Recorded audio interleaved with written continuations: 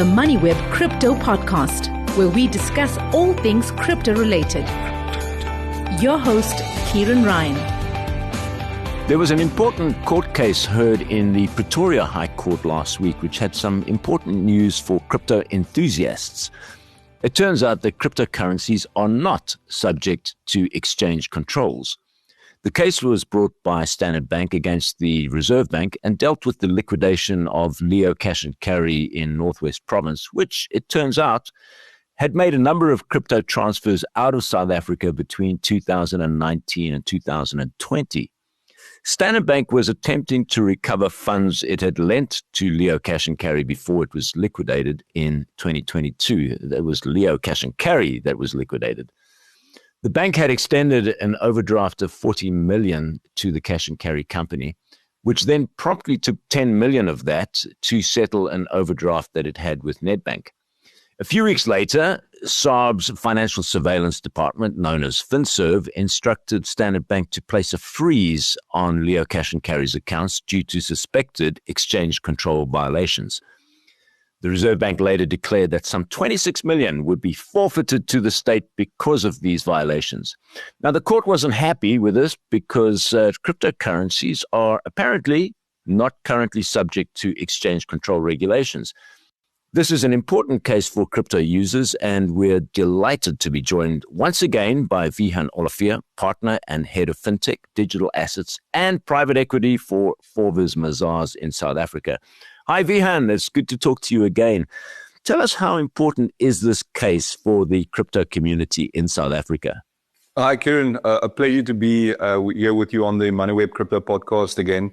So the ruling of this specific case was a paramount occurrence for those in the cryptocurrency industry, specifically in South Africa. Now, a couple of months ago, we actually discussed this on one of your podcasts as well, as I was concerned that South African individuals were so focused on the relevant tax implications with their cryptocurrency trading activities that not sufficient attention was given to the intricacies in relation to exchange control regulations. I mean, from that date, we've done multiple voluntary disclosure programs to assist clients, specifically that hadn't declared their cryptocurrency profits in the income tax return. But from exchange control perspective, it's a little bit more technical and a little bit more tricky because there's no mechanism similar to the VDP process from an income tax point of view.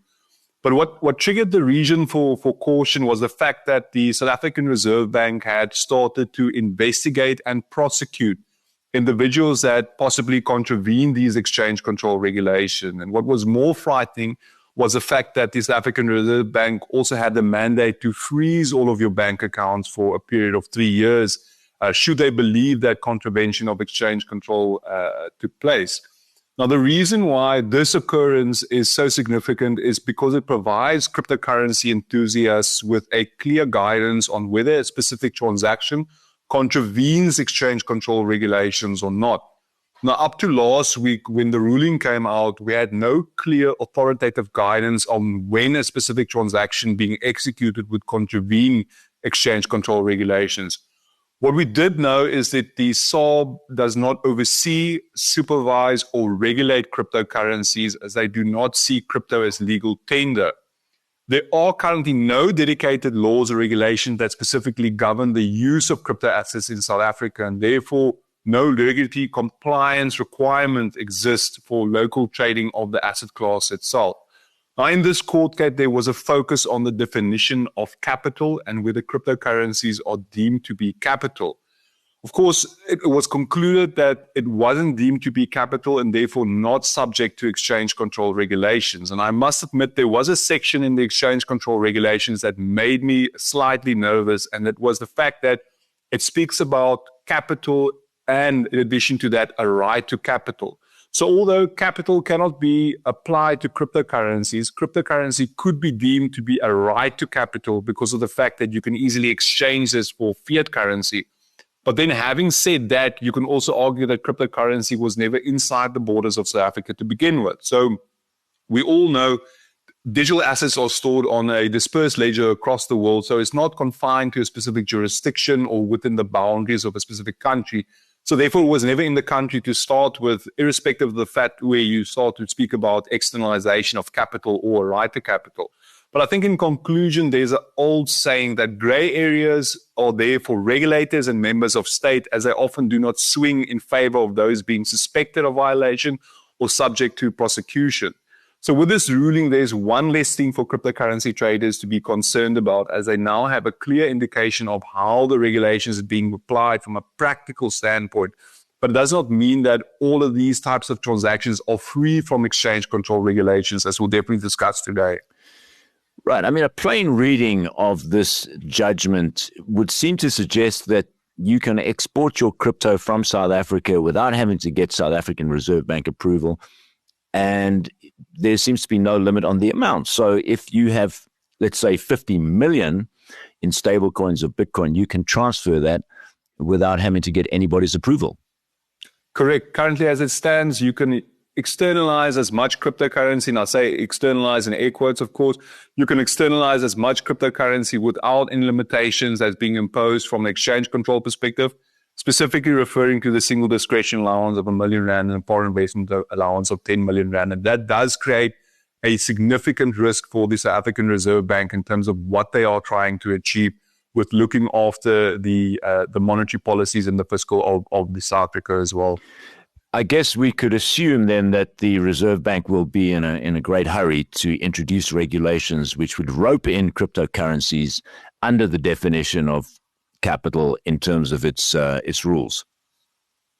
Yeah, I think to be brutally honest, I kind of understand why this loophole wasn't closed a lot earlier, as it has significant implications for applying exchange control regulations by the South African Reserve Bank. So it's definitely not a secret that South Africa is one of the few countries in the world that has this age-old regulation in relation to exchange control, where you cannot freely buy foreign currency or externalize South African rands or capital or other assets such as intellectual property. But of course, that's without the approval of the South African Reserve Bank. And the rationale, as I mentioned, for this is to protect the fiscus and the monetary policies of South Africa. Now, we all know cryptocurrency were designed to facilitate peer-to-peer payments over the internet without this need for an intermediary, which means that value can now move over the internet as freely as information. So this effectively means that you can exchange South African rand on a South African-based cryptocurrency exchange and then export those cryptocurrencies to a foreign source, such as a US-based exchange, and liquidate that cryptocurrency for US dollars without the SARB having any knowledge of the transaction. Specifically because of the SARB cannot freely obtain information from cryptocurrency exchanges abroad in relation to US dollars being purchased. So what's important to note here is SARB does not have access or legal reach over foreign exchanges to request information directly from the sources. So traders and investors would need to provide this information to the SARB as and when requested. Now, this does, however, pose the question of whether the information that the SARB is receiving from those individuals, whether it's valid, accurate, and complete information. And the reason why I say this is people might be incentivized to manipulate these transactions, of course, which I would caution them highly against, as the SARB is not someone you necessarily want to get caught up with, specifically in relation to that freezing of the bank accounts that we spoke to. Now, the issue, however, arises when individuals purchase cryptocurrency on local exchanges and then ship them off to international exchanges utilizing the respective blockchain to facilitate that. Now, as it currently stands, and as we saw with the recent ruling, there's nothing wrong with this. Only when you purchase another foreign currency using your cryptocurrency that you externalize does it result in an externalization event. So let me try and illustrate this. The issue is that manual traders and traders using automated bots might purchase BTC locally, then send this to a foreign exchange such as Kraken, for example, and then purchase US dollars and then use that US dollars to purchase Ether before sending it back to South Africa and liquidating that for profit. That purchase of US dollar, the hard currency, similar to pound sterling and the euro, even though that conversion is being done for a couple of seconds or as a gateway to another cryptocurrency, that would impact your single discretion allowance or your foreign investment allowance and possibly exceed your limits and the rules set out by exchange control regulations. What is interesting, though, if you do that same transaction, instead of swapping to the hard US dollar fiat currency and you swap it to a US dollar backed stable coin, that would not apply. Now, I think the big question is in terms of what we've seen in the industry, these types of transactions and the recent ruling is how is this expected to change in the near future? Because, of course, they would try to close up these loopholes that currently exist. Now, how I view it in South Africa, natural and non-natural persons will be able to buy and sell cryptocurrency on local exchanges. And they will most probably also allow you to send to another South African regulated crypto asset service provider. But in the event that you want to send it to a foreign exchange, you'll be required to provide that exchange with your single discretion allowance or your foreign investment allowance AITs. So these crypto asset service providers will also be required to share information about the customer's utilization of the allowances to ensure that these externalization events are not duplicated on multiple exchanges. So you want to try and avoid a scenario where someone could externalize from one South African exchange, let's say 10 million, and another exchange, another 10 million. So there needs to be a mechanism for them to actually speak to each other. Now, in addition to that, in my mind, of course, that externalization events on local crypto asset service providers will include the event where you decide to move your cryptocurrency from an exchange to a self-custody solution, because you can very easily, of course, move all of your cryptocurrency to a self-custody solution, put it in your back pocket, catch a flight to the United States and liquidate it there with another exchange, an OTC desk, or even a peer-to-peer platform. But from a practical standpoint, if you have these transactions from a local crypto asset service provider to another, there will be some challenges as it requires these crypto asset service provider to share those receiving addresses amongst each other to make sure that the funds are also being remitted to another crypto asset service provider, which is further complicated with instances where most exchanges use Bitcoin addresses linked to extended public key address, where addresses can be created at a whim, or even with Ethereum utilizing smart contracts to track where the inflow of funds actually relates to. But I think, first of all, I think to be brutally honest, I do expect the SARB to appeal against a decision that was made in the court last week as well. But in the background, most likely they will be making amendments to the exchange control regulations going forward, probably in the next 12 to 18 months. I think because of the significance of the fact that you can externalize so much funds without knowing whether those funds are being utilized to purchase foreign hard currency, which creates a significant issue for the South African Reserve Bank. I think they might be incentivized to resolve this rather sooner than later. And similar to what we saw with the externalization of intellectual property as well, to try and maintain this as quick as possible. Yeah, you mentioned there the externalization of intellectual property. Now, there was a similar case involving intellectual property that goes back to 2011, which was found by the court. I'm talking about IP here, intellectual property, to be exempted from exchange controls. Now, after that court case and that ruling, the regulations were changed about 15 months later by the Reserve Bank. So they closed that loophole because what they were trying to stop was people, sending intellectual property, code or programs or trademarks and things like that abroad and bypassing the whole exchange control regime. So you expect this loophole now with cryptocurrencies to be closed pretty quick?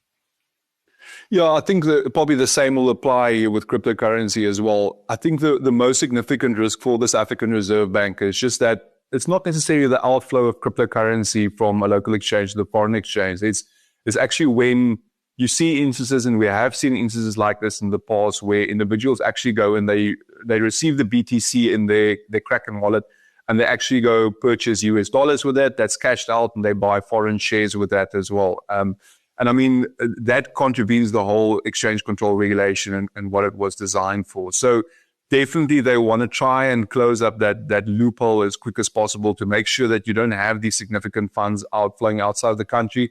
And of course, as I mentioned, the biggest rationale is behind this because they don't have that looking glass in terms of seeing when foreign currency is actually being purchased and when an externalization event is taking place. So they probably want to limit it to the South African exchanges where they've got a significant amount of overreach over in terms of mandating them to perform specific tasks or follow specific mechanisms to avoid this happening again in the future, of course. Right. And in the meantime, of course, we have the travel rule, which came into effect at the end of April, and so it's now just a few weeks old, whereby any amount over 5,000 Rand, that's crypto, that is transferred 5,000 Rand or more, has to be reported. The important change there is that you have to be KYC'd. You have to receive money from somebody who's been KYC'd, know your customer. They can identify you. So there is some reporting that is already required, but from an exchange control point of view, we have this loophole. So we've got these two sets of rules which seem to be running in parallel but not talking to each other.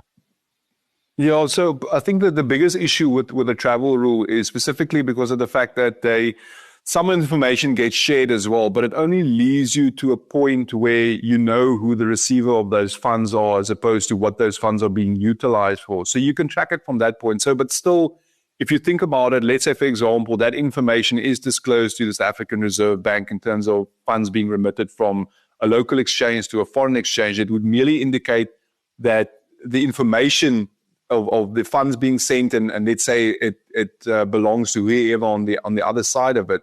But that's the issue. It's almost like a iron curtain on that side of it where it reaches that foreign exchange because you've got no oversight in terms of what's happening subsequent to the cryptocurrency actually landing there. Now, I also sat and thought about it, if where possible you can start to look at incorporating certain elements of the travel rule to also address this. But to be brutally honest, I think it's two separate systems or mechanisms that needs to be addressed appropriately on either side of it. I don't think necessarily you'd be able to use the data or the information being sent with the travel rule to facilitate this or to even to add any value to the South African Reserve Bank to determine whether there is a possible exchange control regulation. It will just lead them onto this is an individual that has a foreign cryptocurrency exchange and the funds were sent to that exchange, and then it falls back on them putting the onus on the South African resident to provide that relevant information. But once again, I'm always concerned about the accuracy of the information being applied to the SARB.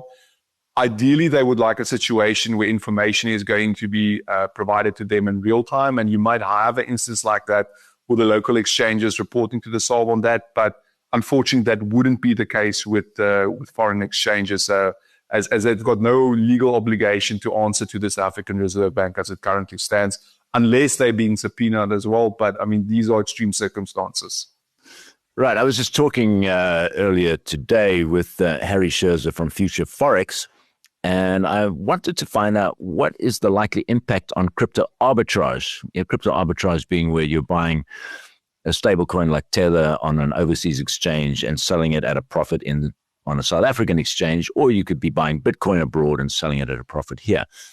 His view is that it'll probably be good for arbitrage. I'm talking about this ruling will be good for arbitrage because it will probably stimulate demand in the short term, but it's potentially bad in the longer term because the Reserve Bank may be sprung into action to regulate more harshly. And his fear is that if they incorrectly regulate too harshly, that it could destroy the arbitrage market here. What's your view on that? Yeah, I think from a regulatory standpoint, there's been no real impact on the arbitrage side of it. I think you had another guest on the podcast, I think it was 2 or 3 weeks ago, that spoke about the schematics of arbitrage trading. But I think the long and the short with traditional arbitrage trading, you have instances where you've got a bank account and you want to purchase foreign currency through that bank. And of course, you use your single discretionary allowance and your foreign investment allowance that the bank is charged with making sure that you don't exceed those limits before executing the transaction. And then, of course, your fiat currency would arrive, let's say, for example, in Circle's bank account in the US, purchase your US dollar-backed stable coins, send that back to South Africa and liquidate that. So the recent ruling doesn't necessarily impact the regulations perspective from the arbitrage trading. It's more a case of providing clarity in terms of individuals were arbitraging crypto to crypto. So where they were purchasing, let's say, Bitcoin in South Africa on a local exchange, sending that to Kraken in the US, and then that of course not triggering a externalization event as we got clarity on now. But in terms of the let's say the overall activity from a cross-border point of view, I tend to agree with Harry in the sense that it will probably stimulate the market a little bit more. But also I say that with tongue in cheek, because a lot of South Africans have already been doing this for a very long time, where they were using various tools and techniques to arbitrage with cryptocurrency from local exchanges and abroad. So I don't necessarily think there's going to be a major impact on the spread as it currently stands. I think it's going to remain more or less the same subsequent to the ruling. But I think there's one area that those that facilitate, I often say arbitrage trading, but not in the normal sense, where it's just crypto to crypto, where they would send abroad, exchange for another cryptocurrency and send it back. It's just to make sure with their strategies or the bots that they're utilizing, that they steer clear of that hard currency being purchased as a medium between two currencies or whatever the case may be, is to make sure that they don't put themselves at risk there. But I think, as I mentioned, overall market from an arbitrage point of view, I do expect that to be relatively similar to what we've seen in the past. All right, finally, Vihan, you recently co-authored a report, interesting report, showing that global crypto payment acceptance now surpasses that of Visa and MasterCard. This is quite astonishing that this has happened so quickly. Give us a brief summary of your findings there, if you would. Yeah, so effectively what we did with the piece that we co-authored was in relation to have a look at cryptocurrency as for payments and receipts effectively. And what we try to do is we try to look at possible efficiencies where cryptocurrency can be utilized to accept payments when you're exporting goods as well, and of course where you're importing goods to utilize cryptocurrency to facilitate those payments. And I mean, it took us down a rabbit hole in the sense that we looked at various mechanisms being utilized. Of course, if we think of the Bitcoin Lightning Network, the efficiency that offers there from a transaction speed and a cost perspective, and the benefits there for various retailers. And I mean, that's why in South Africa you see Pick n Pay also accepting Bitcoin as a form of payment for groceries, because of the efficiency that the Bitcoin Lightning Network offered. But it was very interesting to see that if you look at the big challenges out there on a global basis, being Visa and MasterCard. Now, we actually looked at it on a quarterly basis for the 2024 calendar year. In addition to that, also looked at the first quarter of 2025. And it was interesting to see that the value of the total stablecoin transactions exceeded that of MasterCard and Visa, even put together. I think on a 2024 basis, I think it was 7.7% higher than the transactions that Visa and MasterCard were entering into. But also, having said that, we didn't take in consideration as well that there's multiple trading taking place across borders as part of trading strategies and bots that can utilize stable coins to jump between various cryptocurrencies or even various chains as well. That a lot of the transaction volume that you could see there could pertain to bot trading, but there's no specific, let's say, mechanism to distinctively identify that. But I think overall it shows the trajectory that we're on at the current point in stage, where stable coins, and even though the fact that it's not as volatile as traditional cryptocurrency, but it has all of the same fundamental characteristics of cryptocurrency that really adds value in it to be used in day-to-day commerce. So I think from that point of view, if you see the investments that Visa and MasterCard is specifically making and looking into developing blockchain technology within these institutions and the utilization of fiat-backed stablecoins, even though it is on a public permissionless blockchain, there is some benefits for them as well to try and remove some of the frictions that we see today with traditional payments, and especially from an African standpoint. I mean, Africa is known to have significant migrant workforces as well, and I mean, a lot of funds get sent across borders back to families in various rural areas in Africa, and I think there's real benefit there in utilizing stable coins and other forms of cryptocurrency to put value back in the hands of those individuals actually executing the transaction, as opposed to being paid over to financial institutions that reached billions in the 2024 calendar year. So definitely a significant change that we are expecting in terms of the adoption of stablecoins for various uses. But having said that, we need to see an integration of regulations, specifically from a South African standpoint, because we spoke about the ability for businesses to take, let's say, fiat-backed stablecoins when they're exporting goods and services. But the issue with that is there's limited integration. So let's say, for example, if you're exporting goods and services, usually that is zero rated from a VAT standpoint. But if SARS queries you, what supporting documentation that you can provide to them besides from a transaction ID on a specific blockchain? And the same applies to URC forms. You need consignment reference forms and SAT 500 forms where you're exporting goods and services. Currently, it doesn't allow you to state that the form of payment was actually cryptocurrency. And to a certain extent, the same applies with investments as well. If you're a South African business and want to take investment in a cryptocurrency or US dollar-backed stablecoin, usually what would happen is your shares would need to be endorsed with the bank and with the Reserve Bank to effectively allow for the subsequent outflow when a dividend is declared, or let's say the subsequent funds are distributed to the shareholders.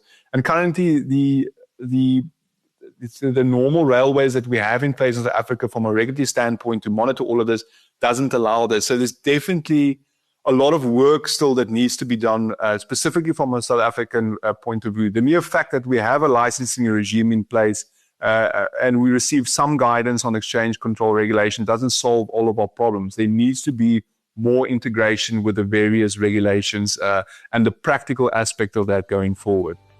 Absolutely. All right, we're going to leave it there. Thanks very much. That was Vihan Olafia of Forvis Mazars in South Africa. Thanks, Vihan. Thanks, Kieran.